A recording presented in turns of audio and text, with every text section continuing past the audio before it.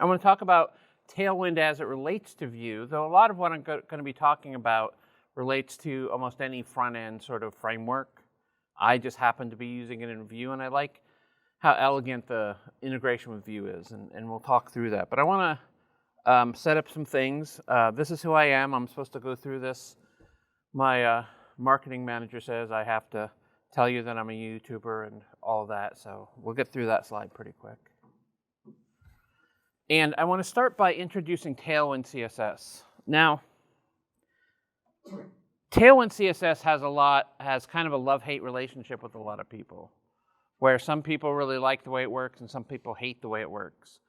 Some people want it to be Bootstrap and some people want it to be what it is. And I'm not here to convince you whether it's right for your project, right? It fits into the way I like to work. One of the places where it probably works least well is if you're working with designers in something like Figma where you're bringing in your designs. They're not going to give you Tailwind classes. They're going to give you CSS. And so this might not be the right design tool for you. But what is it? They call it a utility-first CSS framework. And all that really means is that instead of there being a runtime or JavaScript running, it's just a set of CSS classes. These CSS classes represent the way to apply CSS in a consistent way. And that consistency is a big part of why I like it. That I don't have to have the discussion about rems and ems and pixels and all of that. It's encapsulated in this framework that doesn't pretend that you don't have to know any CSS. It's not trying to hide it all from you like some frameworks. But it's not a component framework like the Bootstraps of the world, right? It's not going to give you dialog boxes and all of these others, because what it's about is styling what you want to create, not creating components. Now, there are component libraries, open source and commercial, that lay on top of Tailwind to allow you to do that, but that isn't its motivation as far as I'm concerned. So I talked about that. The way it does responsive, I really enjoy, in that the responsiveness isn't necessarily hidden behind some things. And you'll see this when we style our application. It also supports this idea of states. So being able to style when hover is happening, when something is focused. We have these states that matter, and instead of having to create these one-offs or create CSS styles that do this in a particular way, and understanding it, I want that hidden from me, because some of that can be a little complex to write the CSS for. This is especially true for things like flex and grid layouts. I find them way more complicated, and having a library that can hide some of those ugly details for the 90% case is what I want.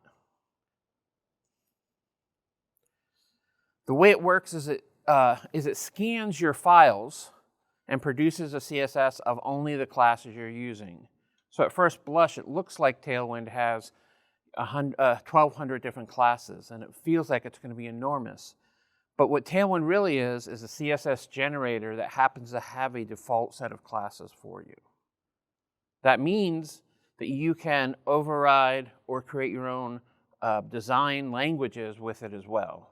Most people don't. Most people use it out of the box, but understand that because it's generating these, you can change the way it's generating these.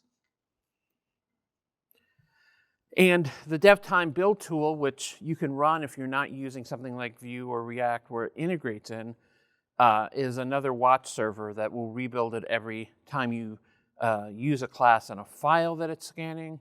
And usually it's 100 or so milliseconds every time it rebuilds. So it's fast enough that you shouldn't even notice it running. But luckily in Vue, you don't even have to go through that trouble. In case you're not familiar with Vue, I'll cover this somewhat briefly because it's been around a long time. It's an application framework. It's component-based. It supports JavaScript and TypeScript. It uses Vite for builds. Has anyone used Vite before? Does anyone think I'm mispronouncing it? Okay. Vite is a very fast DevTime builder for frameworks, as well as a production time builder.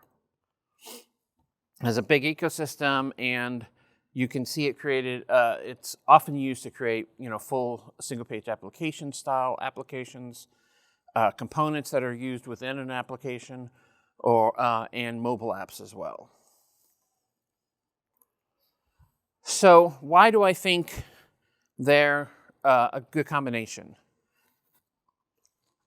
Again, I sort of hinted at this earlier, that I think that the consistency of the design is really crucial to me, because the audience here isn't designer, it's developers, right?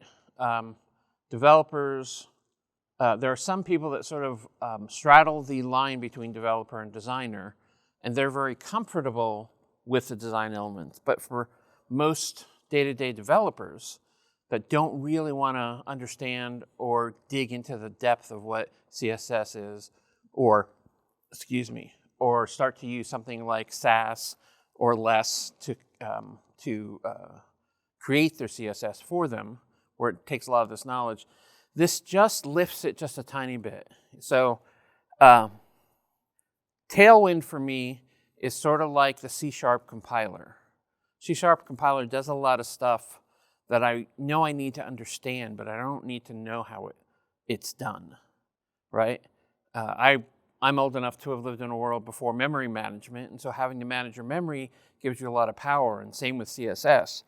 But there's a level at which I want to work, which is I just want it to work, right? I don't have to manage the complexity of something like that. And CSS isn't terribly complex, but I think it's important for developers to have a way to apply these things. The integration is really easy, and I'll show you that in a minute. There's no build step, so it's integrated into the actual Vue development experience. And it supports scoping. So Vue on itself has this idea of scoped CSS at the component level, in case you don't want to create global rules. And Tailwind fits into that support really easily. And Tailwind itself allows for theming. So you can take an application that some core developers build the functionality to, and then apply theming afterwards. And because of the way it is configured, you can share this design language. So that way you have a standard set of classes, let's say for the primary color of your organization that you're going to use in 400 places. You can share that design language across projects without just copying CSS files. So that's all the slides. Does anyone want more slides? Good. So I've got close that down.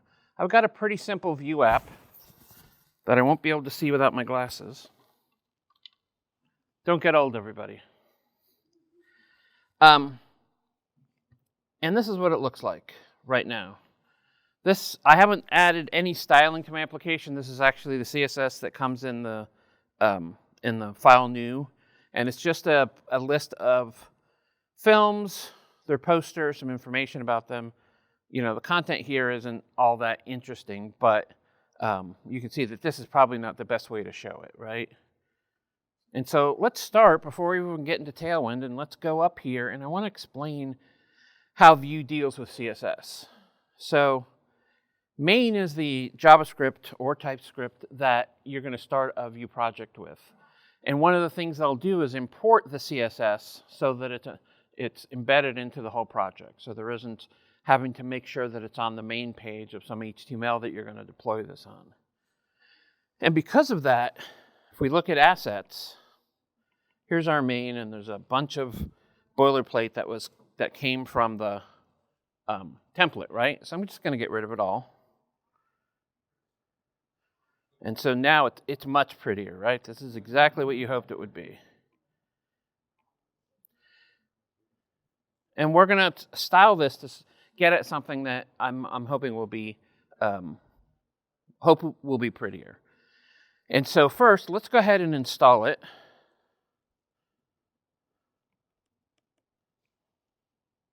Thank you. And what I'm going to do to install it is install a couple of pieces. And the first one is Tailwind CSS, auto prefixer, and post CSS. Let me see if I can scroll this up for you in the back. By the way, is the text large enough for you guys in the back? Great. So Tailwind itself is that for certain projects, not for something like Vue, but you can actually do npx, which is just executing the Tailwind parser and generator without actually installing it in a project. And some vanilla JavaScript projects do that. But for the most part, you're going to want these three pieces in your project: Tailwind CSS, auto prefixer, which is a library that makes sure that all of the browser prefixes are applied to all the classes you're dealing with. And then post CSS is sort of the magic here.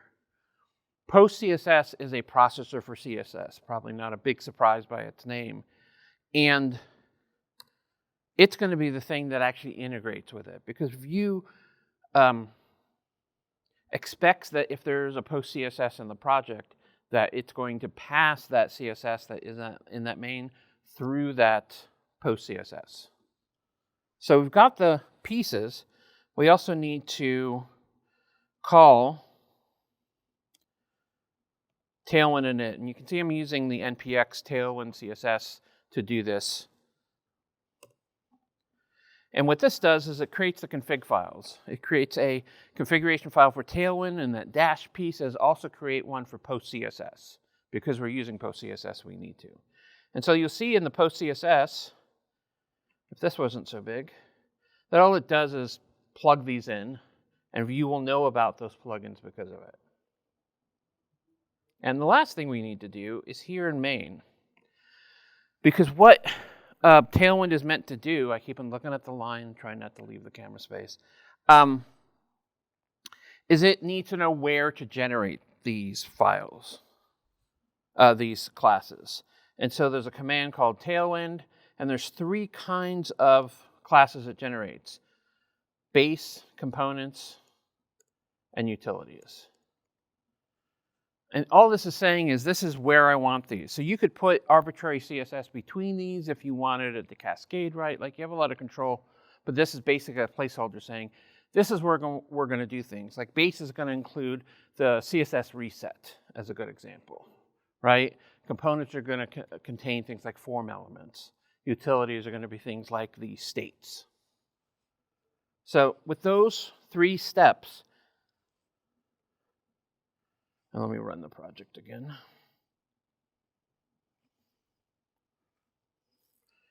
Our website looks a lot better now, right? So by default, is there a question? No. Oh, okay. By default, it is doing a full CSS reset. That's why everything gets, all the Chrome removed, and even the headers are being stripped out to all the same font size. And so when you first look at this, it can be very daunting. Now, usually when I start a project, there's a bunch of things I will initially describe, and usually that's the headers and the buttons, and often the form controls. Because that used to take about 20 minutes of my talk, I created a package that we're going to install.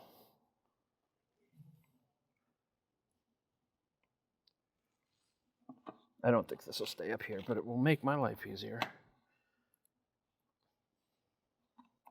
Is we're going to install, of course, it's at Shawn Wildermuth, because I want everyone to know that I created this stupid thing just for my talks called SaneWind.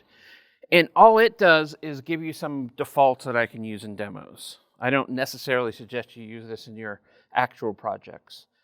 But when you're using plugins, and this sort of gives me an excuse to show you how plugins work, is in Tailwind, there's just a plugin section in the configuration, and we're just going to require that here.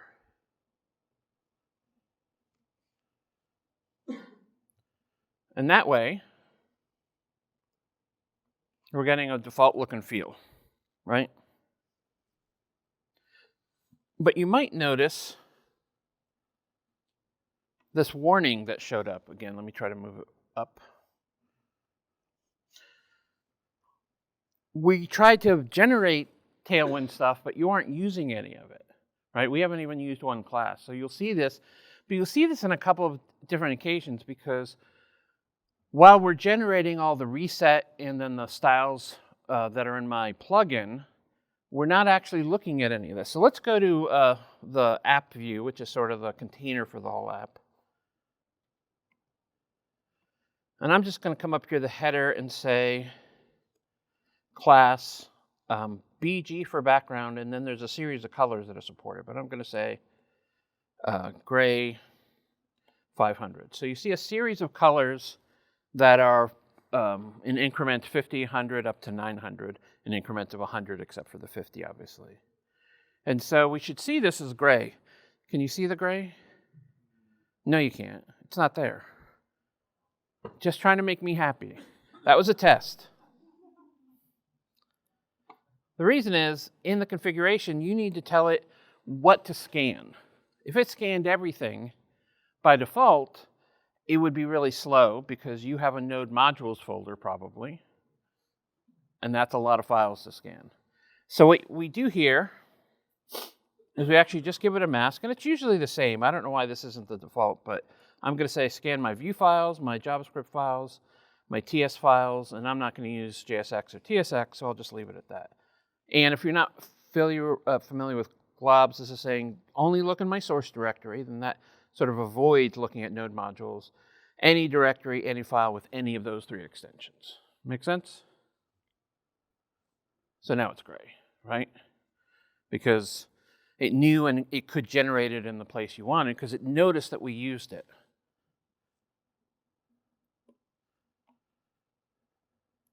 It's always DevTools. This is a fairly new laptop, and I just want to, it keeps on asking me, who's this? So let's refresh this for a minute. If you don't know how Vue works,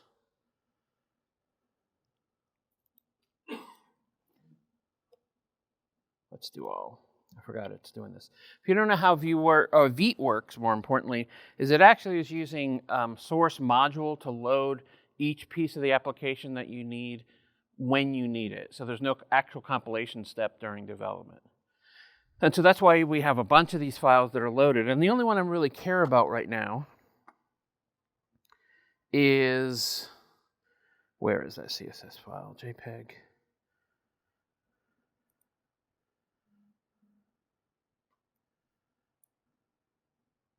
There it is, main CSS.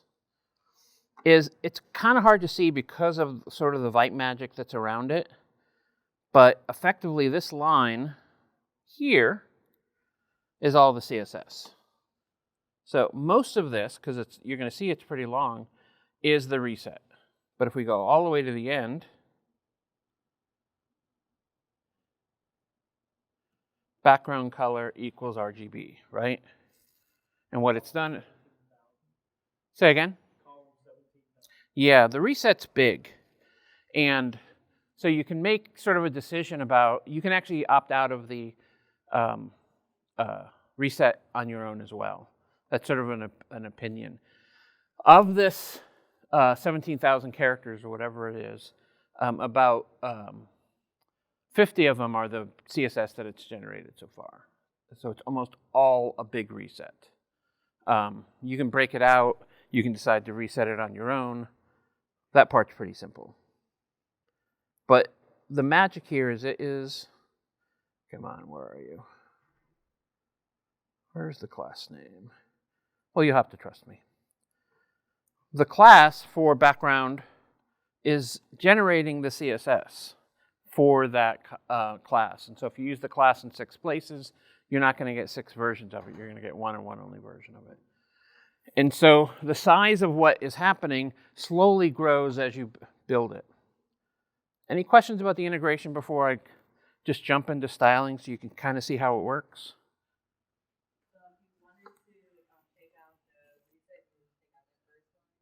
No.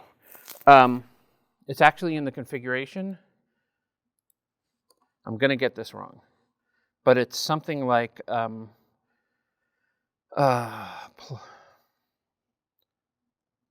prefix. No, not prefix.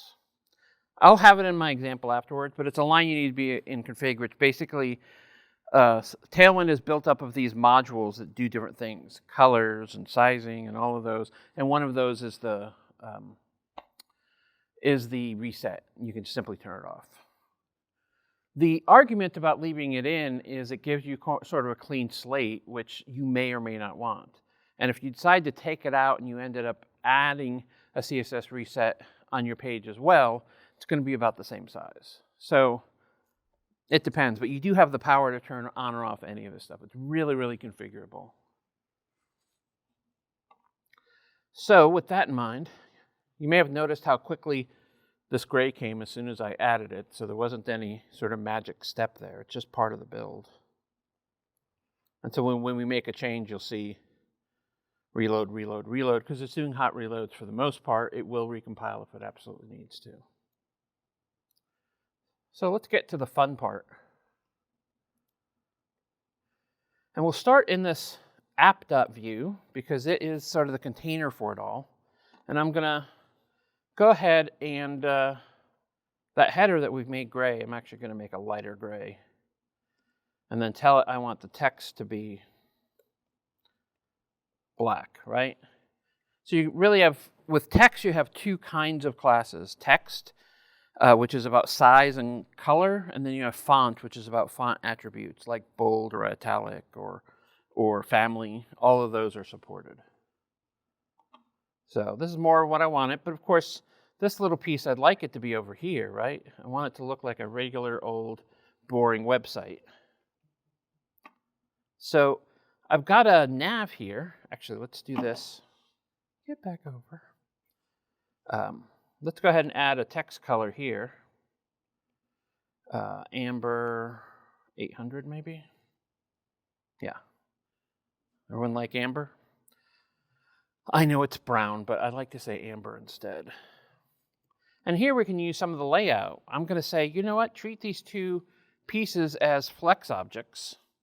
So I'm going to use the layout pattern of flex. One of the things you'll notice in Visual Studio Code is when you have the Tailwind plugin, you can actually see what these are actually going to be generating for you. So there's no magic here.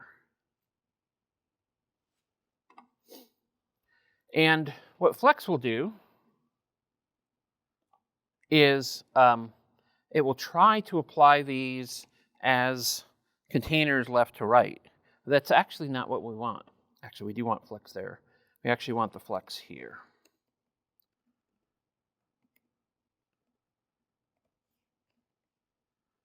That's what I wanted it to look like, and it looks great, right? So this is one of those cases where understanding how Flex works, or at least in a very basic way, is going to help you. Because what we want to add to the Flex here is justify between. Justify between is a way to say, put the things on the end and leave the space in the middle. There's also, as you can see here, start and end. And it's not left and right if you're not familiar with Flex, because the Flex container could be horizontal, could be vertical as well. So that's why they use start and finish. They also have center between, around, evenly, and even stretch. But I use between almost in every case for this.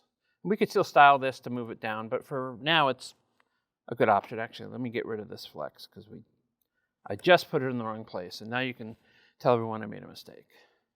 Looks vaguely better, but to actually go off script for a minute and say justify items center. Of course, that wasn't going to be the right one. Never go off script. It's my advice. So we also have this section up here that includes the router view, and this is where each of the subsequent views are going to be injected into. So it's that placeholder. I knew it wasn't going to stay. And above it, I have this little global state here that says if there's an error, show an error. If the data is being loaded, show the loading. And I'm just going to go ahead and head, even though we're probably not going to be able to see it, and just say that we can really just do like a red 500. And these previews are correct in the colors they're going to be. So I'm just going to make this error to be nice and visible, and I'll go ahead and say font bold in this case, because I really want them to know they've screwed up, right? And we've got a footer down here as well, just to complete the idea. Oh yeah, you're not going to be able to see that. And I'm just going to say flex again. We have two, no. Background, make that gray as well. Text, white. And because we have this, actually I don't need flex there. Because we have this, what I really want to do is specify that I want this thing to be centered, not the footer. I want the footer to be, in fact, width full, which is the same as 100%. That's going to fill the container that it's in, which happens to be the width of the page. You can also do screen, by the way. So it has the more English versions of what you would actually need to put in for the classes. And here I'm just going to say class MX auto. Now that's an interesting one. What does that mean? So all of the classes for margin starts with M. And when you just do M, let's say 2, you're setting a margin of 2 to all 4 directions. You can set ML, MR, MT, and MB for top, left, right, and bottom, right? But they also have X and Y. So we're saying, please set the margin left and right to be auto, which we all know is the stupidest piece of CSS where we just want to actually say, please center this, right? But this philosophy is important here because they could have just said center here, right? They could have hidden that detail from you, but they're trying not to get you too far away from the CSS. So you're going to see a lot of these things that are clearly mapped to CSS. Maybe the name has been simplified, or maybe the code that's generated is more complex, but it's important to note that if you want to hand this to a team that doesn't know CSS and you think this will be the perfect thing, it might not be, right? Because you're going to need to have some level of CSS. What I usually tell people is to use Tailwind effectively, you need to understand the box model and the layout model. Everything else is sort of gravy, but the box model and the layout model will teach you everything you're going to need to know to really understand Tailwind. So that'll explain, you know, block and inline and flex and grid and all of those for layouts, and then obviously what's the difference between margin and padding and border and all that other stuff. So we come back here. We can see it's down here, but it's not being centered. That's because I need to give it a width, I believe. I shouldn't need to give it a width. I usually have my little cheat sheet. See how easy it is to use? I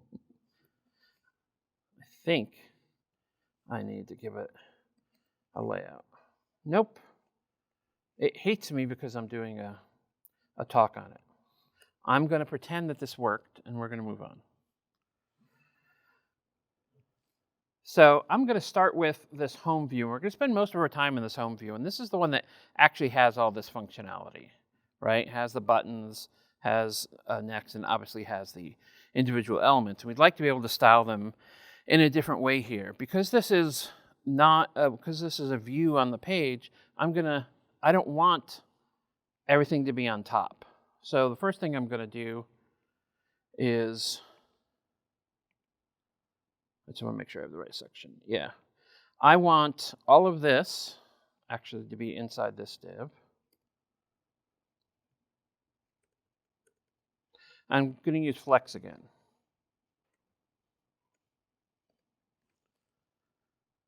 And so I have everything on this side to be the first object, and then obviously the rest of the page. And that, I think that's good. Is anyone happy with this? Oh, we're not done. I knew I was running short. I'll go ahead and just see what else I can do. And because of the way we have this,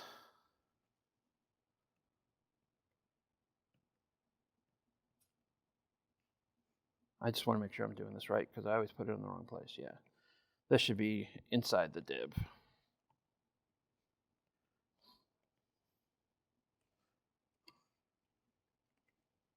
That's better. So we're going to have these on the left, all the classes on the right, and I'm going to do a couple of things. I'm going to first come here and do what I will often do is say white space, no wrap. So I want the width of this is end up going to be the width of whatever that title is I have here. You could put fixed widths as well. And the way they handle fixed widths are with a number format. Now, this isn't 1 through 96. There are breaks. Whoops. Let's do that one more time so you can see them. Never do a talk on a brand new keyboard that you haven't figured out yet. Come on. So the way this works is 1 unit here is 1/4 of a rem. So the idea behind it is that everything you're going to size in here is going to be based on this numbering unit, 1 through 96, as part of rems. And so if I wanted to say rem 96, W96, you'll see that it's actually 24 rem, right? 1/4 of a rem, 24 pixels. And I like that it gives you sort of the hint and the IntelliSense of what the actual width is going to be. And so let's make this a little prettier. I'm going to say background amber 800 again. Text white. And I'm going to want to add some padding. So I'm just going to give it a padding of 2 to give some space from the container in. Right? It's starting to look somewhat okay. It's very bright colors, but we'll get to that. And on the buttons here, I want to make sure that all the buttons are as big as the container. Make sense? Now there's actually a padding on here from my initial style. So I'm going to add, a margin left that's part of my style, but I'm just going to make sure I get rid of that so it actually looks centered. And this is one of the ideas, is that because I have this sane win that is applying some styles in some global way, I can always override these. They still follow cascade rules just like CSS does, right? This is going to be more specific than the rule I have in other places. So that looks okay. Of course, that blue is probably a little light, so let's go over here and say button. Background of the button, let's say green. Say slate 800. So that looks a little easier on the eyes. And there you're going to see that there's a handful of these colors, and you can add your own colors in configuration. Now, this begs the question, why is this any better than just having inline styles, right? I'm repeating stuff. The idea here, which I differ a little bit on the notion of the guy who wrote this, or at least wrote the initial implementation, in that he believes that this is fine because it's always going to be in a component. Well, in this case, I don't want to write a component for button just so I can hide these. So there's really 2 ways to handle this. One is, that's fine. There's only 3 of these. There will only be 3 of these. It's one off. Or, because this is view, we can take these and create a style section. So let's call it our film button. But Shawn, now I need to know what it generated. Should I go look at that and paste it? No. You should say @apply, same classes. Still going to generate the underlying CSS for you. What this is doing is allowing you to figure out what it looks like on the page, and if you need to have it for reuse, you can then use those same classes to generate your classes as well. This is where the creator and I differ. He thinks you should never use apply. Yeah. I think this should be the exception, probably no more than maybe 5% of a project, but you need this. There's a bunch of places where this just makes more sense. But don't style your whole website and then convert them all into your own classes and use apply in a giant CSS file. That, as in all things, moderation is the best way you're going to want to look at that. The only thing you should do in XS is moderation. Moderation in everything. So let's go add that film class. Film button, I should say. I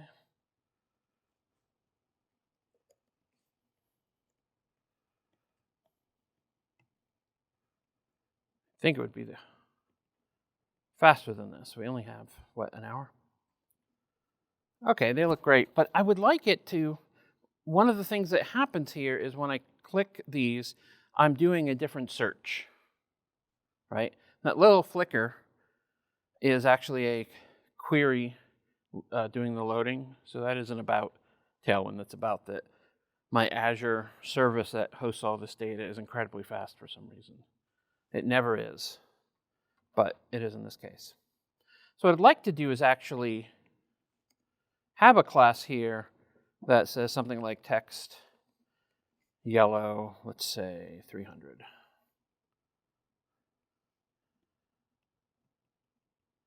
Well, I have two classes here. Let's put this here for a minute.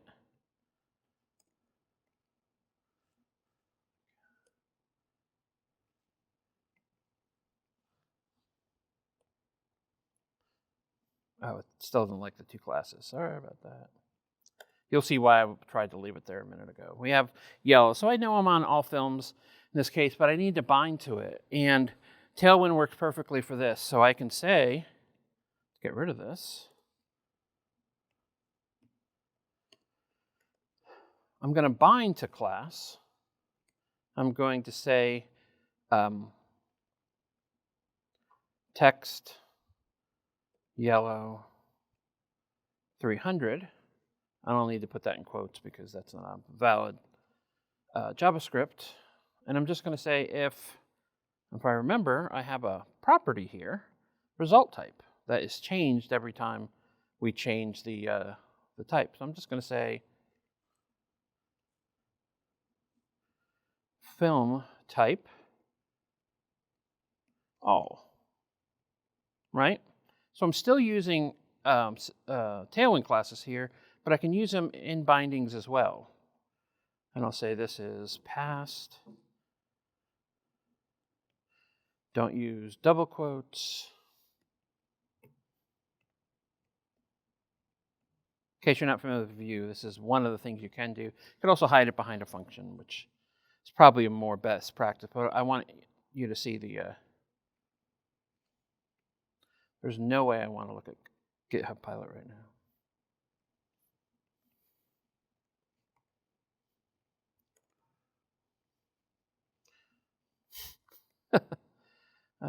By the way, this is, I don't know if you've done this before, but pair programming with 50 people. So you have a responsibility to help me.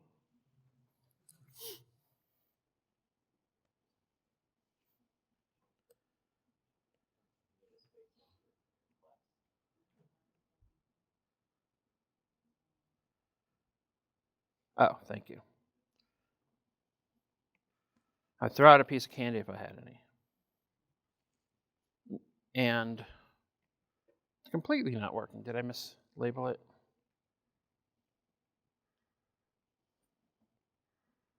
Result type, what did I call it? Film type? Yes, I did. This is always the challenge of doing a live talk where I code everything is you get to see what I look like when I'm really developing. So as we go through the different ones, that becomes the indicator, if I spell it right, of each of these, right? And so Tailwind just becomes a sort of natural thing. So I'm kind of happy with this sidebar. And let's go ahead and look at the fun part, which is the actual films. And in View, if you haven't used View before, this V4 duplicates this div for every element in it. So it's not a container, it's the actual element that's going to be doubled. So if I'm going to do something about the layout, I need to do it in its container. What am I going to do? I'm going to tell it I want a grid. And I'm going to tell it that, the grid cols 3 is probably the right one. Right? If you've ever had to define this in CSS, you'll know how magical that is. And I'm going to give it a gap of 2, just to give it a little room. But we have a problem, right? This probably isn't a good idea. Right? This is where we start to think about responsiveness. And what this cols 3 does is say 3 columns for the XS size, the smallest size, and because we haven't overridden it with the other ones, it's using it for all. And so what do? I'm actually going to say we only want it to be 1 column, but when we get larger, let's say medium-sized, grid cols 3. So that modifier, the MD colon, is telling it the breakpoint that you want to use. So it becomes super apparent when you're trying to do things. You don't have to have separate classes. You don't have to have those details hidden. When someone's reading this, they're like, oh, I knew exactly what's happening without having to dive into the CSS. So there's 1, there's 3, right? Super, super easy. And it goes from none, which is extra small, to small, medium, large, XL, and I believe 2XL is the largest one.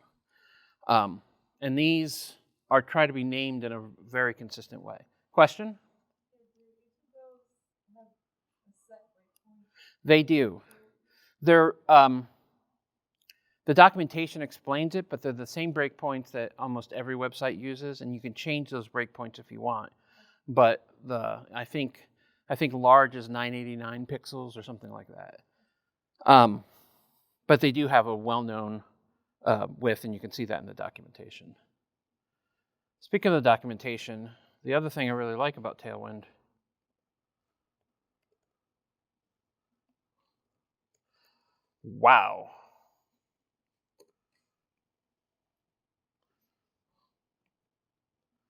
is that its documentation is stellar. No, I don't want that, please.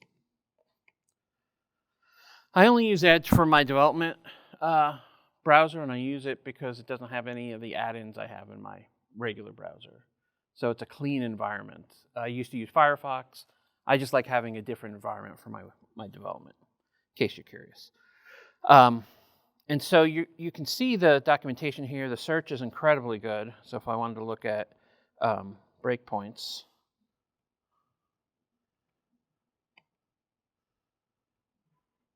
oh, that's not going to give you the time. It is in here somewhere, but I can't remember where it is. But the documentation is really stellar. They've spent a lot of time making sure that's good. Yeah. Oh, sure. It's TailwindCSS.com. Yeah. And /docs if you want to go directly to the docs. It's not IO or JS or... That's an old man argument, right? I'm not immune. I don't know if I mentioned this, don't get old. So let's go back, and now that we have the grid set up, I think this could use some love, right? It's pretty ugly and tall and all of that. So let's do a few things. How are we doing on time? Oh, we have about 10 minutes, so I'm going to rush through some of this. So for each film, I'm going to want to give it a border I'm sorry, a border radius, which is just rounded. I'm also going to give it a background of, let's say, gray 200. And so you can start to see the rounded corners a little bit. They're not all, you can make them bigger than that, but rounded on its own is this very small border. And you can see where the gap is showing up, but obviously we don't want these things right next to it. Oh, you can't see it on the screen. Thanks. Let's try that. Easier to see? Great. And I'll go ahead and give it a padding of 2 as well, just so that it's inside its little container. And for the image, I'm going to tell it that I want it to be, let's say, width 24. And I'm just going to say float right. Now I could use other things to do this, but the float right for the image, I want it to wrap around it. And so float in this particular case is the right way to do it. Make sense? So let's go. I'm going to leave those buttons because we're short of time. Let's go to the section up here, because what I want to do is actually have a background image, right? But I want to use a background URL for it. And instead of writing a class specifically for it, I can actually use these square brackets. A square bracket lets you put arbitrary values. This really should be the exception. But when there's a one-off like the background here, I'm fine doing it. bgseats.jpg maybe?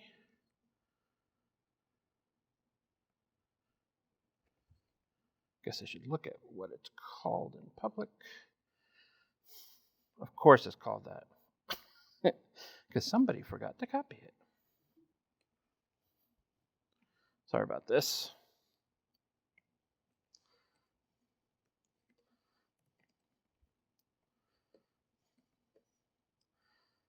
Test. Public.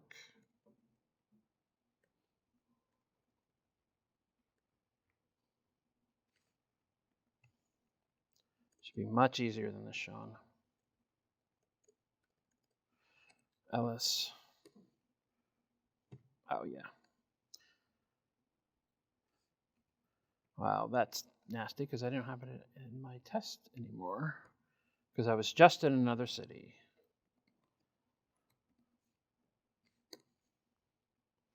This is always embarrassing. I even got the name right, even though I had no idea where it was.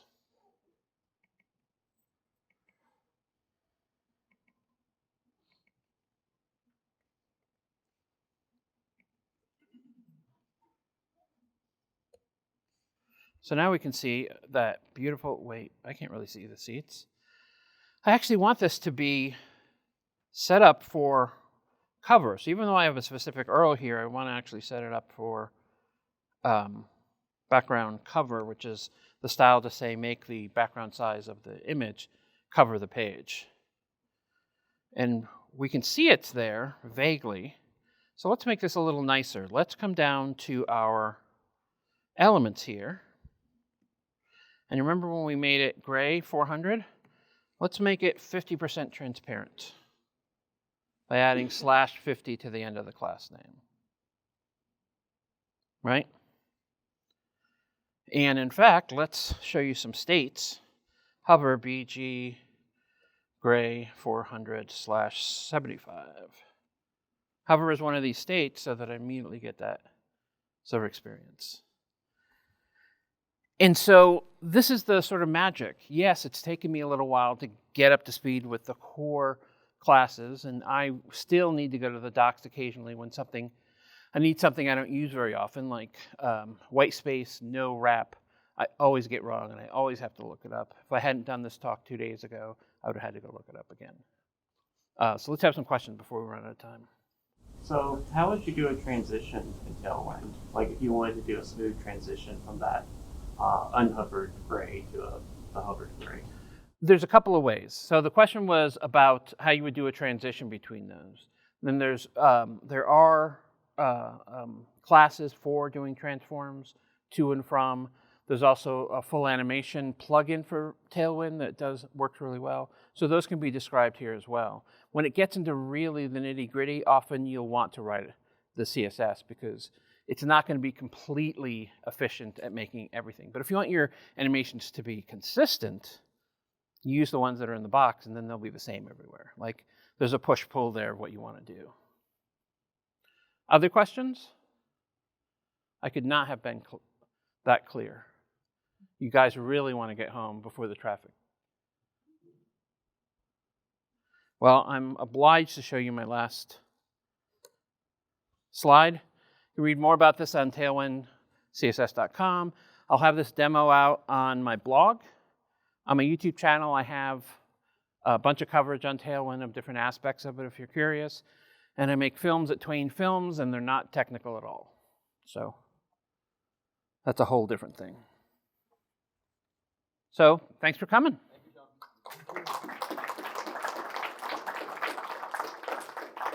If you're shy and want to ask questions, I'll stay up here for a couple minutes, and if anyone wants to. Yes.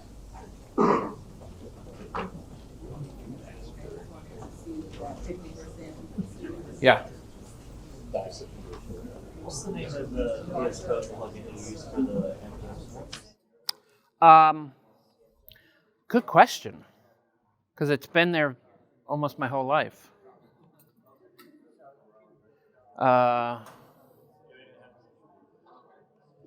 NPM support for code? No, I'm not. That's not installed. I think it's built in now, but I'm not sure. I have a list of these on my blog that is a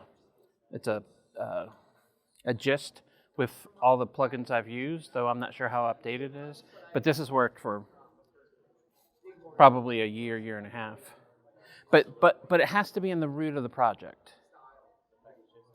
Yeah, so if you're like one level deeper, it won't find it. It expects it to be in the root of the project.